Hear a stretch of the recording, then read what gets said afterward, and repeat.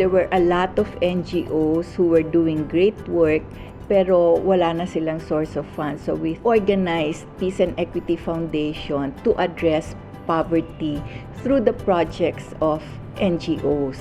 By supporting a whole range of services that were needed by poor households, whether these were water projects or energy or health, utilizing mainly what we call partner organizations. So very broad, no? It was kind of like a shotgun strategy. Our vision was reaching out to the poorest of the poor, no?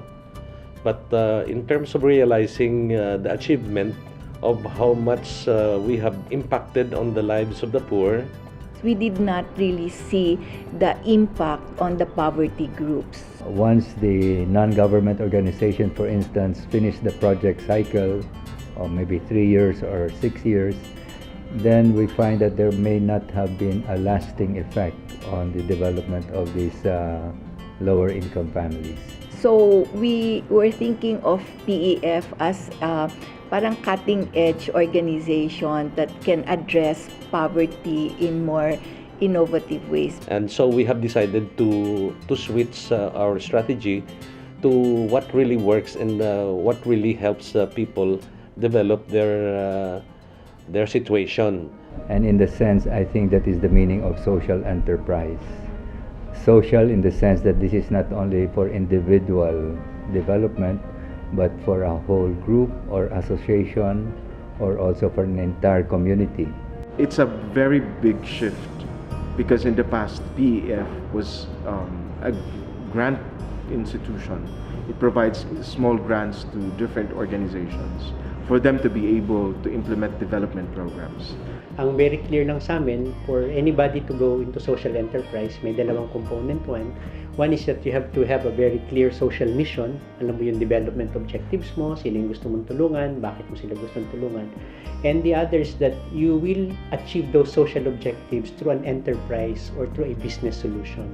Because at the end of the day, if you can make the poor communities earn better income for their families, then they can address their health needs, their educational needs, and so on.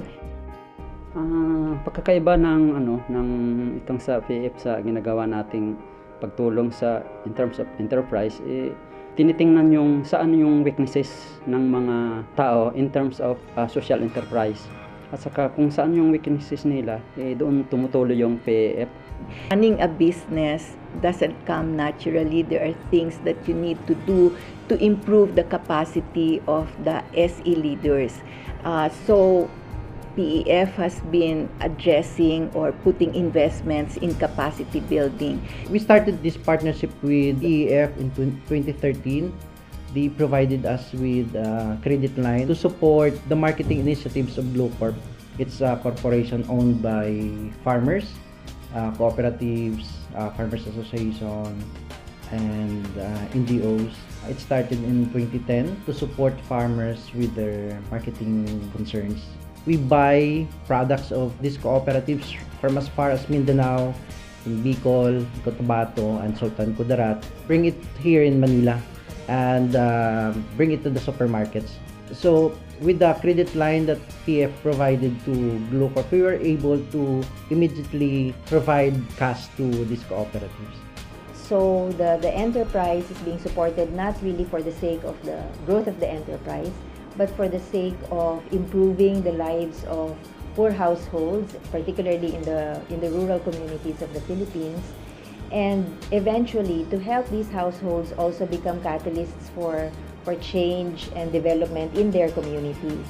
So we go to different communities and look at their products, and then if we think that there's potential, then we buy their products and then we help them sell them here in the shop. And then the profits go back to the communities, either to the same community or to open up new communities. There are many indications that we're leading to success. But to say that we're successful, I think that's too early to tell. We have the sugarcane farmers in Negros, almost 200 households. In Magpet, North Cotabato, we have a group called Majirco, and this is a partner of PEF.